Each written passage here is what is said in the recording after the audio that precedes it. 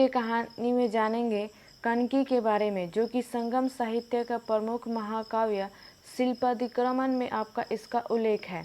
तो तमिल साहित्य में सर्वोच्च स्थान रखने वाले महाकाव्य शिल्पादिक्रमण का शाब्दिक अर्थ नूपुर है। इस महाकाव्य का लेखक इनालगो ऑडियल बताया जाता है, जो चेर सम्राट सेनगुटवन का भाई था। इसमें दक्षिण भारत में मातृसत्तात्मक समाज व दक्षिण भारत और श्रीलंका में कनकी की पूजा से संबंधित विवरण है। इसने प्रस्तुत कथा में कोलम और उसकी पत्नी कनकी के लोकप्रिय व्याख्यान को प्रस्तुत किया है। तो चलिए शुरू करते हैं। प्राचीन काल में चोला राज्य के बंदरगाह फुहार में एक धनी व्यापारी रहता था, जिसका नाम था माकटूवन। उसका एक पुत्र था कोलन, जिसका विवाह पुहार के ही निवासी एक अन्य धनी व्यापारी मानकैन की पुत्री कनकी से हुआ। प्रारंभ के कुछ वर्ष उन्होंने बड़े प्रेम और प्रसन्नता से बिताए। एक समय कोलन पुहार की विख्यात नर्तकी माधवी का नृत्य देखने गया और उसके सौंदर्य पर मुग्ध हो गया। उसने माधवी के लिए 1000 स्वर्ण मुद्राओं का शुल्क चुकाया और उसके साथ सुख से रहने लगा। उसकी पत्नी पतिव्रता कनकी ने उसे कई बार वापस आने को कहा, किंतु माधवी के मोहजाल में फंसा कोलन वापस नहीं लौटा। माधवी से उसे मणिमेकलाई नामक एक पुत्र प्राप्त हुआ। 3 वर्ष तक कोलन माधवी के साथ भोग विलास में लिप्त रहा और जब उसका समस्त धन समाप्त हो गया तो उसे अपनी गलती का एहसास हुआ और वो माधवी को त्याग कर वापस कनकी के पास लौट आया। इससे व्यथित होकर माधवी अपना पूरा धन लेकर कोलन के पास आई और उसे वापस चलने का अनुरोध किया, किंतु कोलन ने वापस जाने से मना कर दिया। इतिहास बताते हैं कि माधवी उसके पश्चात कई वर्षों तक एकाकी रही और उसके पश्चात उसने बौद्ध धर्म अपना लिया और सन्यासन बन गई। उधर कोलन का सारा धन समाप्त हो चुका था। इसी कारण उसने मदुरई जाकर नया व्यवसाय करने का निश्चय किया। अपनी भार्या कनकी को लेकर वो मदुरई की ओर चल पड़ा। मार्ग में उसकी भेंट एक वृद्ध साध्वी से हुई और उसी के मार्गदर्शन में तीनों अत्यंत कष्ट सहते हुए मदुरई नगर पहुँचे। वहाँ पहुँचने पर कोलन और कनकी ने साध्वी से भरे मन से विदा ली और एक ग्वाले के घर में शरण ली। अगले दिन कनकी ने कोलन को अपने एक पैर का रत्नों से भरा पायल दिया और उससे कहा कि इस पायल को बेचकर कुछ स्वर्ण ले आए और अपना व्यवसाय प्रारंभ करें। उसकी पायल लेकर कोलन नगर में चला गया और वहां पहुंचकर राजकीय जौहरी को उसने पायल दिखाया और कहा कि वो उसे बेचना चाहता है। उस नगर की रानी के पास बिल्कुल उसी प्रकार की पायल थी जो चोरी हो गई थी। जौहरी ने समझा कि ये वही चोरी किया गया पायल है और इसकी खबर उसने वहाँ के राजा मांडुजेलियन को दी। मेंडुजेलियन अपने न्याय के लिए प्रसिद्ध था और उसने कभी भी किसी के साथ भी अन्याय नहीं किया था। उसने अपने सैनिकों को आदेश दिया कि जाकर देखें और अगर उस व्यक्ति के पास रानी का पायल मिले तो उसे मृत्युदंड देकर वो पायल वापस ले आए।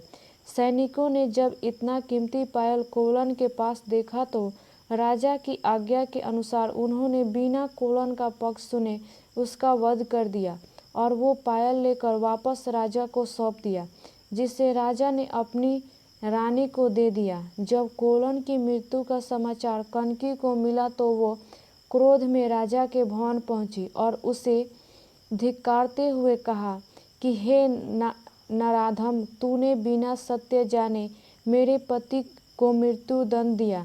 किस आधार पर तू अपने आप को न्याय प्रिय कहता है? इस पर राजा ने कहा, हे भाद्रे, मेरे राज्य में चोरों को मृत्यु दंड देने का ही प्रावधान है। तुम किस प्रकार कहती हो कि तुम्हारा पति चोर नहीं था? उसके पास मेरी पत्नी के पायल प्राप्त हुए। क्या तुम्हारे पास कोई प्रमाण है कि वो पायल उसने नहीं चुराया? कनकी ने क्रोधित स्वर में कहा, रे मूर्ख, वो पायल मेरी थी जिसे मैंने अपने पति को बेचने को दिया था। ऐसा कहकर उसने अपना दूसरा पायल राजा को दिखाया।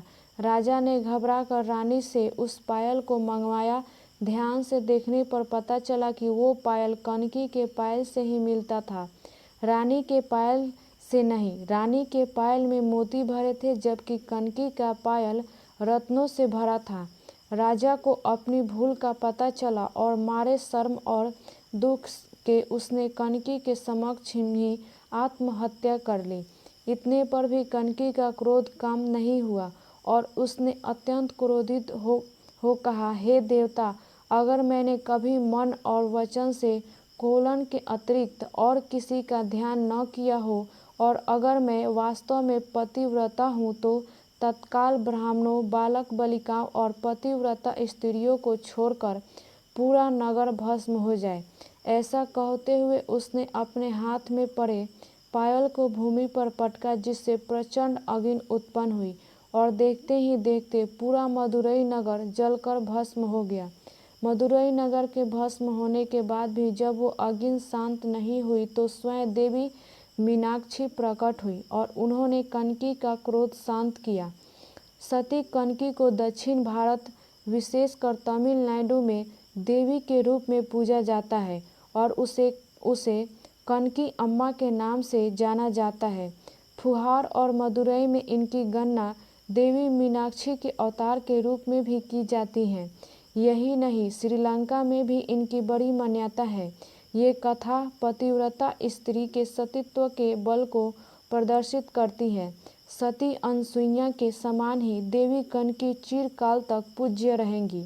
के अनुसार मदुरई के जलने के बाद कनकी केरल की यात्रा की और अंततः प्राचीन मणिपल्लवम के पास पंडुगुथी द्वीप पर पहुंची, जिसे अब नैनीतीवु के नाम से जाना जाता है। उसने श्रीलंका में लगभग 25 स्थलों का दौरा किया, जिनमें से अधिकांश पूर्व तट पर थे, और अंत में पटोलाई पहुंची। एक बूढ़ी महिला के वेश में उसने भैंस चराने वाले कुछ लड़कों से भोजन मांगा। उन्होंने उसे गाय के दूध के बजाय भैंस के दूध से बना पोगल दिया। फिर उसने समुद्र के पानी से जलाए गए एक दीपक का अनुरोध किया। लड़कों को डर था कि वह एक चुड़ैल है, इसलिए उन्होंने गांव से मदद मांगी। जब ग्रामीण पहुंचे तो कनकी ने लड़कों में से एक से अपने बालों में कंघी करने के लिए कहा, जिससे उसके सिर में 1000 आँखों का एक चमत्कारी दृश्य दिखाई दिया। फिर वह स्वर्ग चली गई, खुद को पुहार की कनकी घोषित किया और ग्रामीणों को वैकासी के दिन हर साल यही अनुष्ठान करने का निर्देश दिया। यह परंपरा आज भी जारी है, जिसमें सिंहली और तमिल दोनों ही पोगल चढ़ाकर और समुद्र के पानी के दीपक जलाकर इस त्यौहार को भाग लेते हैं। राजा गजबाहु प्रथम ने कनकी को पत्नी के रूप में मान्यता दी तथा उन्होंने दोनों समुदायों के लिए श्रीलंका का संरक्षक देवी बना दिया।